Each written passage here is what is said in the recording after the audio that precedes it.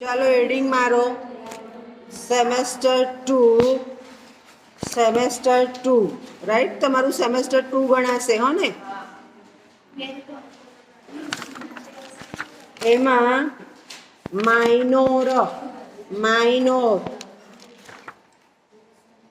minor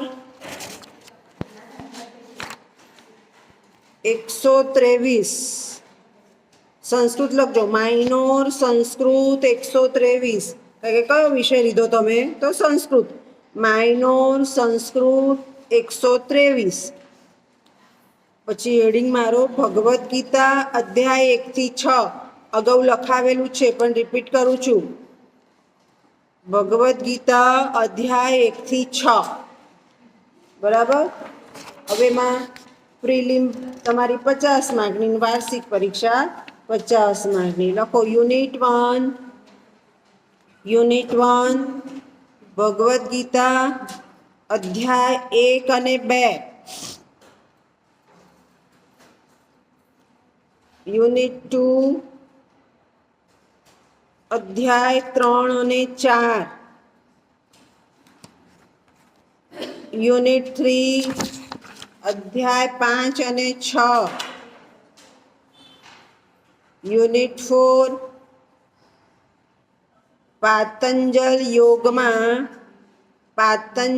યોગમાં 8 અંગોનો પરિચય unit 4 લખ્યું ત્યાં લખો સેલ્ફ સ્ટડી અને એ આપણે શેમાં લીધું અસાઇનમેન્ટમાં બરાબર ને અને યુનિટ 3 અને 4 એ મારી પાસે શીખ્યા યુનિટ 1 અને 2 રૂપાબેન પાસે રાઈટ હવે બીજું પેપરનો લખો એઈસી સંસ્કૃત 125 એમાં લખો કથા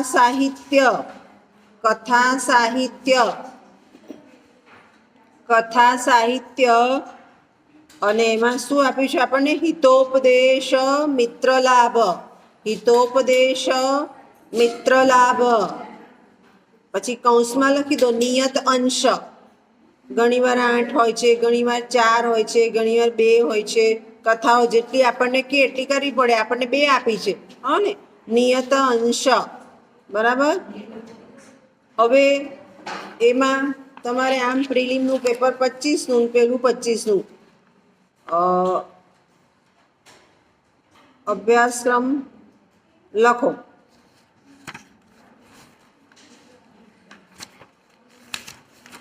યુનિટ 1 હિતોપદેશ કથામુખ ભાગ તથા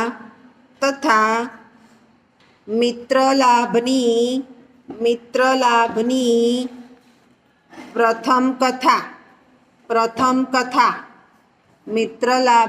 પ્રથમ કથા અને દ્વિતીય કથા કૌંસમાં લખો અનુવાદ પૂછાય પણ આપણે કથામાં જ જવાનું વાર્તામાં જ જવાનું અનુવાદ વિવેચન કથાનો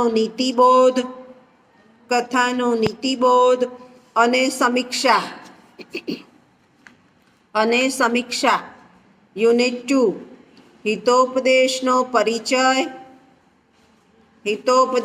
પરિચય હિતોપદેશની કથાઓમાં માનવ મૂલ્યો કથા સાહિત્યમાંથી